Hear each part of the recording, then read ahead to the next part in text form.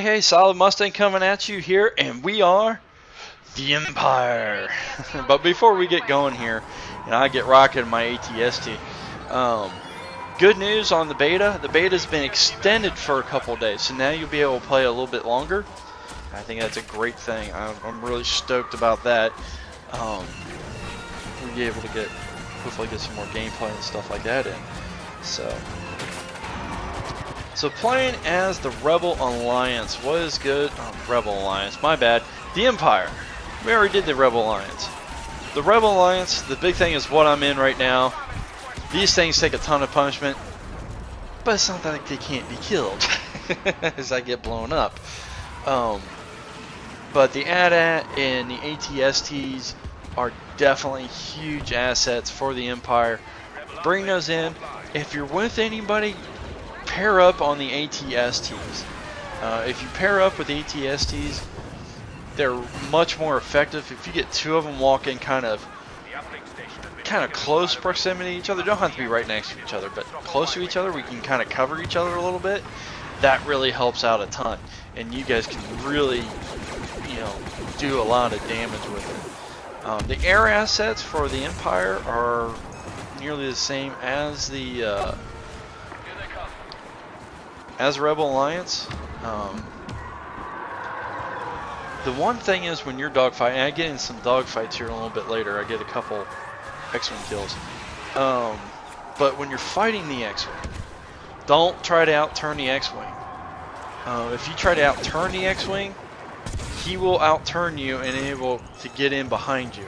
So you don't want to get into a turning fight. What you want to do is kind of twist and turn, and when you think you're kind of at an angle away from the guy where he's not pointing at you, hit that little accelerator, which is the left bumper, and shoot out away from him, so then you can swing around on him. The other thing is the TIE Fighter's range on its weapons are more close quarter type deal, more up close. So what you want to do is try to get in a real good, when they're going in for a strafing run on an AT-AT, and you'll see me do this, I don't quite get in close enough. You want to actually a little closer to what I get into here in a little bit.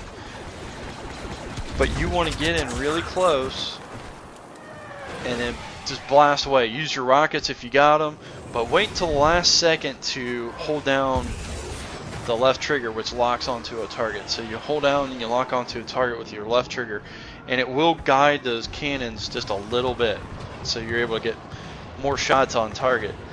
But get in really close. If you get in really close, you can make short work of an X-Wing. So I would say a lot like the blasters, they got more of a punch, more of a hit, just like the Imperial blasters, than the Rebel ones. But the Rebel ones shoot faster and have a little bit longer range. It seems like they're more effective.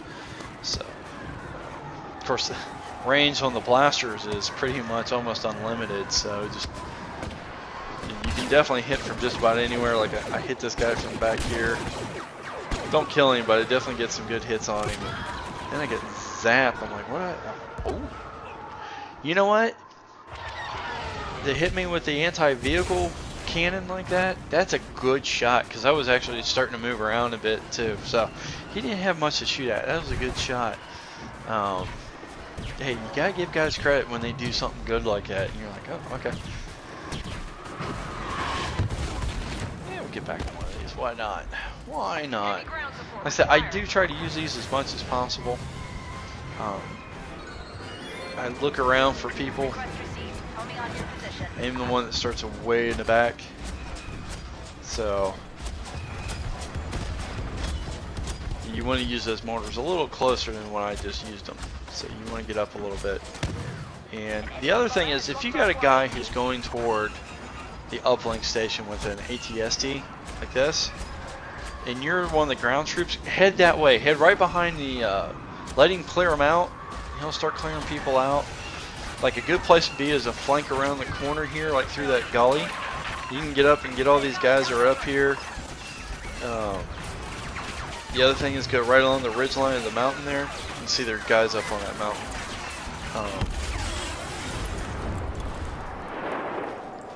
getting blasted by the thing. I was getting blasted by something on the left. I'm not sure what that ever was. So, anyways, you know, follow the ATST up. Try to help clear out. If you can get 4 or 5 guys in there, this is where it'd be nice when we start having teams. If you got one guy in that and everybody else kind of coming around, you definitely could got into that uplink and done some damage there. So, all right, back in the old TIE fighter here. This is where I'll show you what I was talking about earlier about getting close and getting your hits in. And I tried to get a lock on that guy earlier. Nope.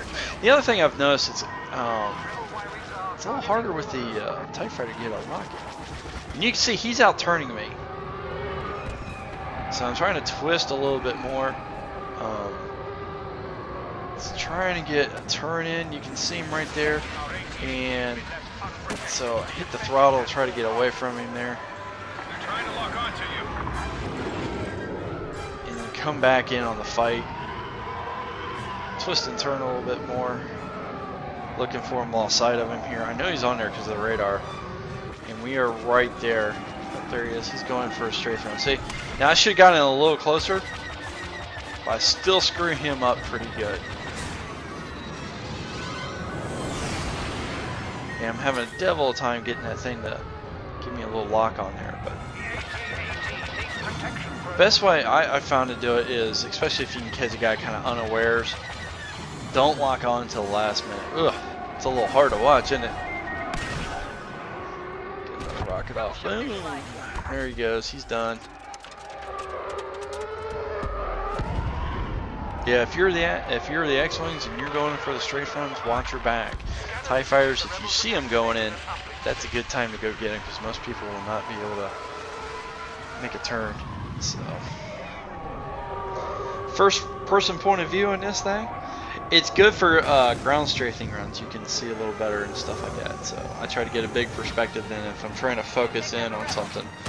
And what I didn't focus in on was the A-Wing coming in. I did not see him. So it's always the ones that you don't see that get you. Not sure if I talked about my loadout here with my Empire guys. I like the thermal detonator and the jetpack. I can get back into action faster. The thermal detonator is more what I'm going to need, but using the sniper rifle can be very effective. You can pick people off. I think it's more useful when you're the Empire than it is when you're the Rebels. You're having to move around so much with the Rebels because of the ATSTs, because of the because you're trying to activate those. Didn't see those guys. Because you're trying to activate the uplinks. You know, it makes it a little tough to be able to sit back and snipe. Whereas with the Empire, you kind of know where somebody's going to be going and stuff like that. So, and plus, with your white outfits, you're a little better off. And that's not the first time I'll get killed by Luke, by the way, this time around. And I hit the wrong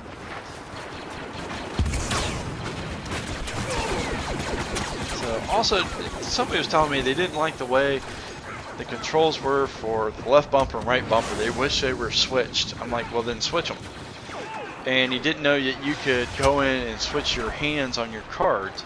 So make sure you're doing that. If you want your right bumper to be able to throw a grenade and your left bumper be your jump or your alternate or whatever, if you feel more comfortable that way, then do it. You're able to customize that. So change that around. Do however you wish to have it. So you can do that. The one thing I do hope that they do at the end of all this, of all the beta, and kind of taking away something for my next one, but oh well. I'll figure out something else to talk about here with it. The other thing is, I hope they give you something for doing the beta. Should reward the people who took the time to play the beta, especially if you got max rank and stuff like that on the beta. If you got max rank and everything else, then you should get a little something. Some extra cards to put in your places and just a little something that were, you know, as a thank you for taking the time and effort to help us make the game They better. got superior numbers. A little something with the beta would have been nice right there.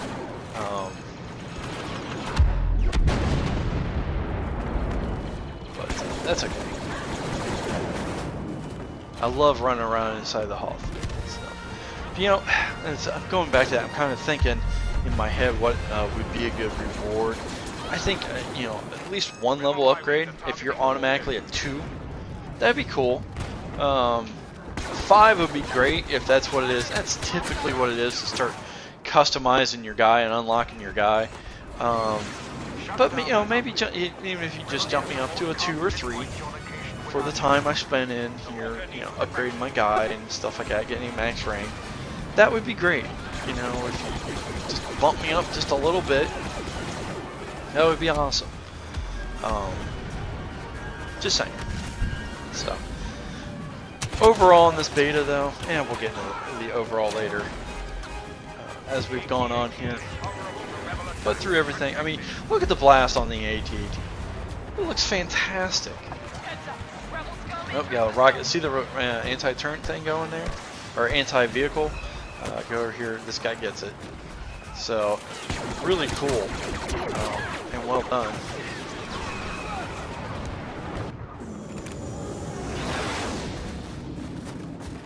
The vehicles look fantastic. I like to have a first-person view maybe in the ATST, but I can definitely see where it wouldn't be that much of an advantage.